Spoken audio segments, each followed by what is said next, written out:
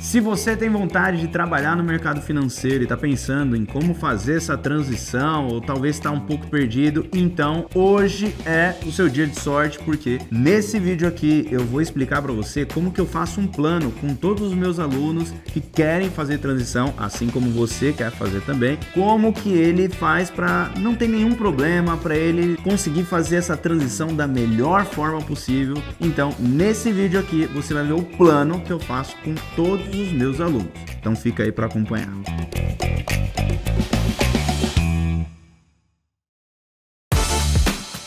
Seja muito bem-vindo e muito bem-vinda a mais um vídeo aqui no meu canal, onde eu te conduzo no mercado financeiro. Muito prazer, eu sou o Rick Silva e eu tô aqui para te ajudar.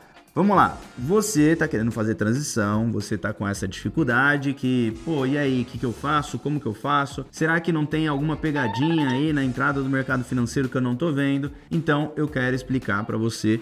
Existem duas formas de você começar no mercado financeiro. Existe o full time, vamos chamar ele de FT, tá bom? E existe o second job, SJ. Beleza. Second job é uma forma para as pessoas que ainda não estão 100% seguras, ou então você tem uma renda muito alta no seu trabalho, mas você já não está talvez tão contente com essa renda e quer fazer uma transição de carreira para algo que você goste muito, e nesse caso aqui seria o mercado financeiro. Mas você ainda não pode fazer isso, até porque, tem a renda da sua família, você talvez é pai ou mãe ali, é o pilar financeiro, não dá para simplesmente jogar tudo pro alto como um adolescente inconsequente e falar: é isso, tô nem aí, vou trabalhar no mercado financeiro. Então o second job é para você. Já o full time é muitas vezes para você que tem até uma renda razoável ou não tem nenhuma renda, mas consegue fazer essa transição e tem muita vontade de entrar no mercado financeiro e mergulhar de cabeça. Eu vou explicar aqui as duas formas e como que você pode fazer para também não cair em nenhuma pegadinha que tem aí no mercado financeiro. Bom, antes de mais nada, só um disclaimer aqui. Se você está querendo entrar no mercado financeiro e está pensando, mas eu quero ser bancário, saiba que esse é full time. Não existe second job para bancário, a não ser que você seja segurança de balada ou qualquer outra coisa que trabalha numa madrugada, e aí você vai virando noites, mas vai ser uma coisa insustentável em menos de um mês, né? Aí não faz sentido. Então, é full time, tá? Se a gente for pensar aqui no padrão do mercado financeiro, que é o bancário, que é alguém CLT, full time. Não vai existir alguma empresa que aceite você como second job. Então, partindo desse disclaimer aqui, eu vou falar agora das profissões que são autônomas. Ou seja, um assessor de investimentos, um consultor de investimentos, ou um planejador financeiro, ou até mesmo um educador financeiro. Todas essas daqui você consegue atuar em second job porque, como eu disse, elas são funções que aceitam você como autônomo. Dado esse disclaimer, agora você entende e a gente vai partir aqui para o second job. Uma pessoa que é second job, muitas vezes ela vai ter ali um certo receio de falar para uma empresa ou em uma entrevista: olha, eu vou atuar como o second job, então eu não vou dar o meu 100% aí. Só que eu já quero te dar uma dica aqui, é que essas funções que eu falei é meio que normal e natural, é do dia a dia que essas pessoas atuem como second job. Tem um caso muito legal de te contar rápido aqui. Tem um consultor, aluno meu, que ele ganha mais de R$22 mil como gerente global de CRM. Até hoje, já se passou um ano que ele se tornou meu aluno ali na formação de consultor de investimentos. Já começou numa empresa, já trabalha mais de um ano, já está ganhando muito bem como consultor, acima ali dos seus R$15 mil, só que ele ganha R$22 mil como gerente global de CRM. E ele não tem intenção ainda de largar. E a empresa que ele está como consultor vê isso com muito bons olhos ainda. Por quê? Ele é um consultor que conseguiu se destacar num período de tempo curto ou relativamente curto perto dos outros consultores que são second job ou até mesmo que trabalham no tempo integral. Então não existe nada de mal, mas é importante que você tenha um plano, e esse plano deve passar por uma prospecção de como que você vai falar com o cliente, quanto tempo que você vai se dedicar, de quanto tempo que você vai se dedicar aos seus clientes. Então, por isso é importante você dizer um plano para essa pessoa que está te entrevistando. Caso você não tenha um plano, realmente aí fica tudo muito solto, tudo muito vazio de o que você vai fazer aqui na empresa exatamente. Vamos lá, como é que funciona esse plano? É muito importante que você entenda o conceito de break-even. O que é break-even? Vamos lá, gráfico, imagina assim, que hoje você ganha R$5.000, tá bom? Então 5K. Ou seja, se você quer mudar de profissão, você precisa encontrar algo que te gere minimamente os 5.000. Então imagina que você definiu lá ser assessor ou consultor ou qualquer uma das funções que eu falei. Então é importante que você entenda em quanto tempo. Então imagina que essa linha aqui de baixo é a linha tempo e essa linha de cima aqui é a linha dinheiro ou salário, renda, enfim. Então você tem que pensar em quanto tempo que eu espero como consultor ou assessor alcançar esses 5.000. 1 ano, 2 anos, 3 anos, qual que é o tempo? Vamos dizer que seja em 2 anos, então a gente vai puxar até aqui e vai encontrar que o seu ponto de break-even seria aqui. Então você vai divulgar isso para a pessoa, falar, olha, eu espero que em 2 anos eu tenha feito a transição por completo. O que também não teria problema de você falar, não, olha, eu tenho um plano aqui de um break-even de 5.000, mas na verdade eu não quero largar minha profissão. Eu quero ter 5.000 e a partir do momento que eu tenho 5.000 como consultor ou assessor, eu também tenho 5.000 na minha profissão, que é gerente de vendas. Então, na verdade, eu quero ter uma renda de R$10.000 somando os dois. Aí aqui é importante você dizer como que você vai fazer para atender esses clientes. E aí vem uma outra parte do plano. E essa é uma dúvida que gera-se recorrentemente pelas pessoas que são second job ou que querem se tornar second job numa profissão como essa. A grande dúvida é, em que horário ou quantos clientes que eu consigo atender nos horários que eu tenho livre? Então vamos lá. Imagina que você tem uma carga horária aqui, né, que seja das 9 até as 18 horas, que é de um CLT ou de um trabalhador comum aí. Beleza, então quer dizer que agora você sabe que o espaço que você tem para atender é das 18 em diante ou das 19 em diante. Vamos supor que você tenha 3 horas, né? Então tenha mais 3 horas por dia aqui para atender as pessoas. Você vai fazer uma conta básica. Eu já tenho essa conta e eu posso te entregar aqui, que é, a gente dedica mais ou menos 1h30 a cada cliente. Significa que se você tem 3 horas por dia para atender os clientes, então quer dizer que você vai conseguir atender 2 clientes por dia, certo? Se são 2 clientes por dia, então a gente vai entender que 20 dias úteis, então vamos colocar aqui 20 dias úteis, vou identificar como DU, a gente conseguiria atender 40 clientes, já que eu atendo 2 por dia. E esse é o número mágico que você vai apresentar para uma pessoa que esteja te entrevistando. Se eu estivesse te entrevistando nesse momento e você me falasse ou me mostrasse esse cálculo, eu ia achar fenomenal, dado que a maioria esmagadora, ou 99% das pessoas, não mostram nem o começo desse plano que eu te mostrei. Então você vai sempre pensar em, consigo 1h30 por dia? Então é 1 cliente por dia que você vai atender, 20 dias úteis, naturalmente você vai atender 20 clientes por mês. A partir daqui, então, você vai entender como que esses 20 ou 40 ou que seja 50 clientes, como que eles vão te gerar os R$5.000 por mês. E isso daí eu ensino, obviamente, em vários lugares aqui no YouTube, mas se você quiser um lugar organizadinho também, eu explico isso lá na formação de consultores, como que você faz todo esse cálculo aqui de forma extremamente detalhada. Agora, pode ser que o seu caso seja a pessoa que quer mergulhar de cabeça, ou seja, o full time que eu falei lá no começo do vídeo. A pessoa que quer começar como full time, já quer largar tudo para trás e jogar o chapéu pro outro lado do muro, vamos começar o negócio. Aí você vai ter que pensar numa reserva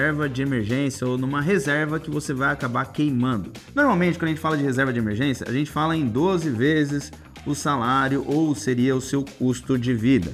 Faça aí o seu cálculo, vamos imaginar que seja R$1.000, então a gente está falando de R$12.000. Você precisa de minimamente R$12.000. Aí que são R$10.000. Bom, então tenha R$120.000. Por que um ano? É muito importante você entender que existe um crescimento na profissão. E eu costumo identificar os seus primeiros 24 meses como a zona de arrebentação. Que seria? Imagina aqui de novo, vamos para um gráfico aqui.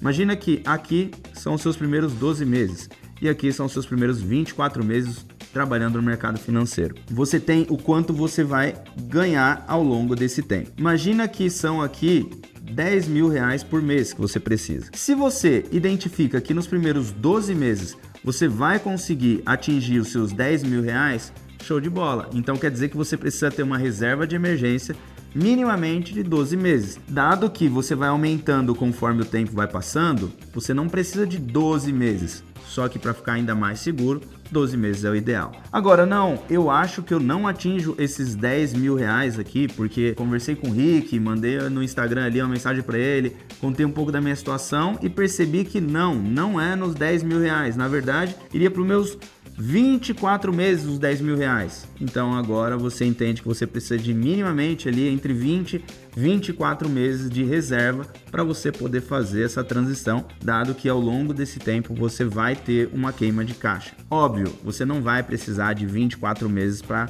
queima de caixa, já que você vai aumentando aqui gradativamente ao longo do tempo. Aí tem o caso da pessoa que tem entre 18 e 23 anos, talvez esteja no seu primeiro emprego ou até mesmo no seu segundo emprego, que não tem tanta coisa assim para gastar dinheiro, porque ainda vive com seus pais, né? Então não precisa ter uma segurança absurda. No seu caso, é importante você pensar muito na autoridade e na segurança que você vai passar, até mesmo para as pessoas que vão ser atendidas por você. É possível? Eu tinha 20 anos de idade como assessor de investimentos, então é possível. Mas o que eu fiz? O que eu pensei no planejamento aqui? Barba. Falei, deixar um pouquinho de barba ali, nem que seja um fiozinho feio que seja, mas vou deixar para tentar criar um pouquinho de autoridade. Então, o seu caso talvez já não seja tanto financeiro, mas muito mais de conhecimento. É muito importante que você tenha um conhecimento afiado na ponta da língua, principalmente um conhecimento comercial. Persuasão, como que você vai abordar uma pessoa. Isso tudo eu falo aqui nos vídeos do YouTube.